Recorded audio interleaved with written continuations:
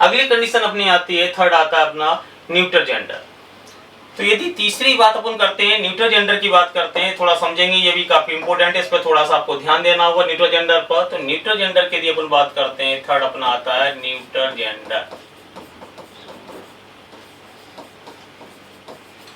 देखिए फिर मैंने आपसे बोला कहीं ना कहीं वर्ड को पकड़ने की कोशिश करें। इसका अर्थ क्या निकल कर आ रहा है, नपुंसकलिंग।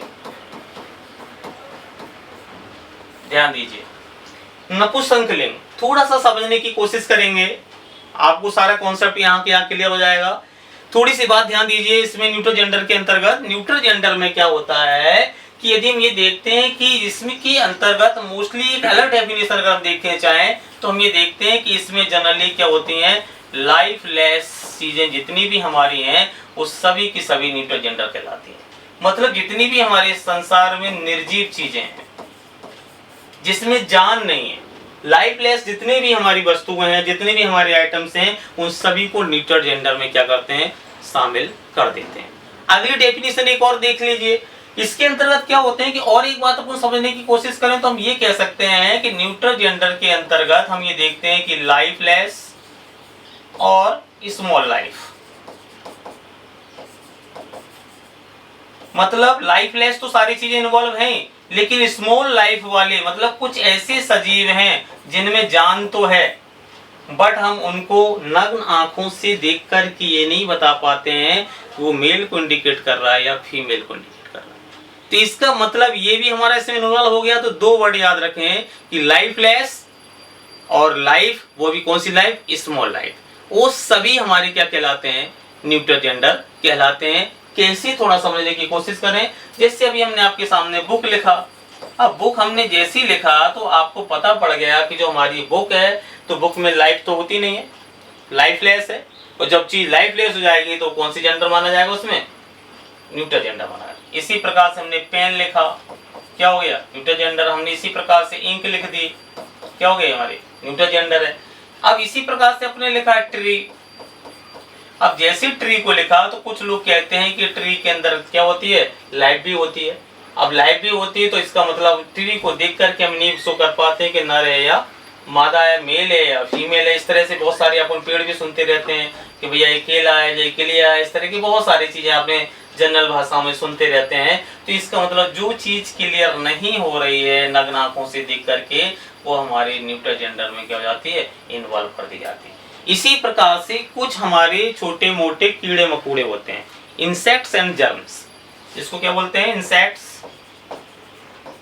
एंड जर्म्स, यानी छोटे मोटे कीड़े मकोड़े।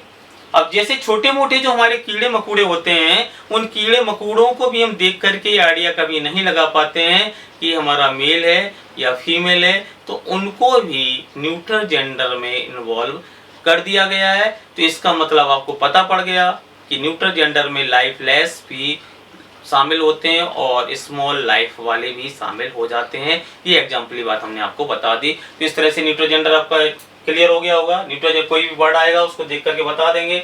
जैसे अपन देख लेते हैं कि मॉस्किटो, मच्छर की बात कर दी जाती है। अब मच्छर तुमने देखा तो मच्छर को देख करके ये नहीं समझ पाते हैं कि मेल है या फीमेल है, इसका मतलब किसमें इन्वॉल्व कर दिया गया, आपका न्यूट्रल जेंडर। तो इस तरह से आप न्यूट्रल जेंडर को भी आसानी से पहचान कर सकते हैं। तो सोचो, यदि एक वर्ड क्लियर कर लो, उसका सही मीनिंग निकाल लो, सही वर्डों को समझ लो, तो इतनी सारी थ्योरियां पढ़ने की कोई जरूरत नहीं है। संसार में इतनी सारी चीजें अवेलेबल हैं, उनको देख करके सारा रिवीजन होता रहता है। कोई भी चीज तुम्हारे सामने आ गई, टेबल दिख गई तो हमें पता पड़ गया कि भैया नाउन है। अब नाउन में जेंडर कौन सा है तो आपको पता पड़ गया कि कौन सा न्यूट्रल जेंडर है। मतलब क्या स्टडी करना है, सिर्फ प्रेजेंट माइंड में रहना ही स्टडी का सबसे इंपॉर्टेंट पार्ट होता है।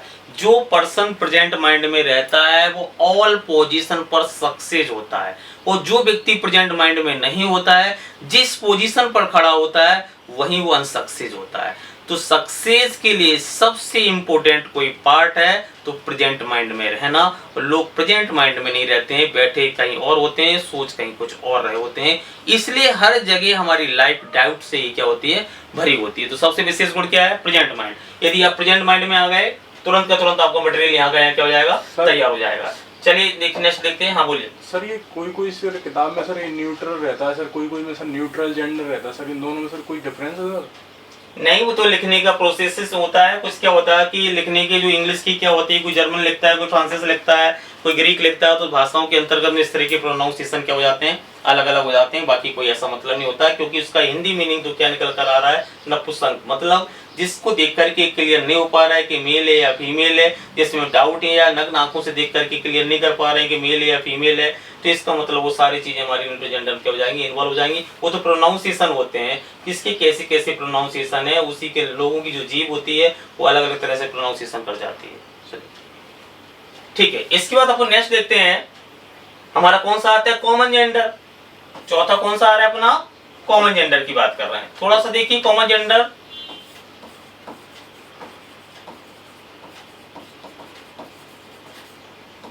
जिसको बोलते हैं उभय लिंग।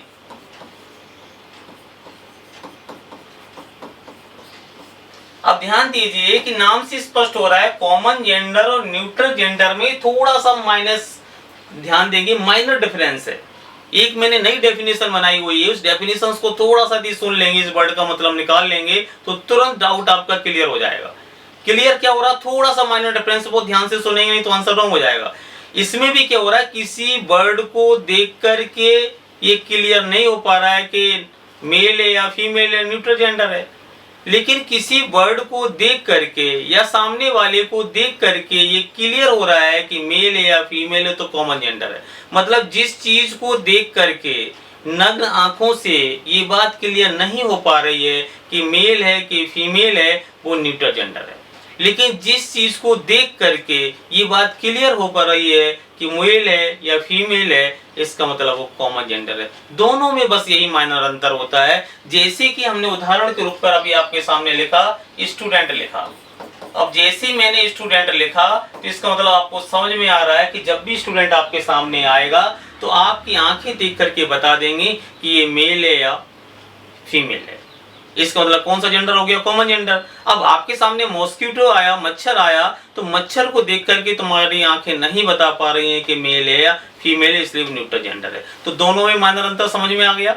इसी प्रकार से हमने आपके सामने लिखा, जैसे लिख दिया एडवोकेट। अब एडवोकेट जैसे अपन ने लिखा, तो इसका मतलब जब भी वो सामने आएगा वकील, तो आपको पता पड़ जाएगा कि मेल है या फीमेल है। इसी प्रकार से अपन देख रहे हैं कि अपन ने लिखा फ्रेंड। अब जैसे अपन ने लिखा फ्रेंड, तो आप देखते हैं सामने वाला कहता है फ्रेंड से अपने मिलने जा रहे हैं, सामने वाला कहता है कौन है, मेल या फीमेल, वो कहता है रुक जाओ।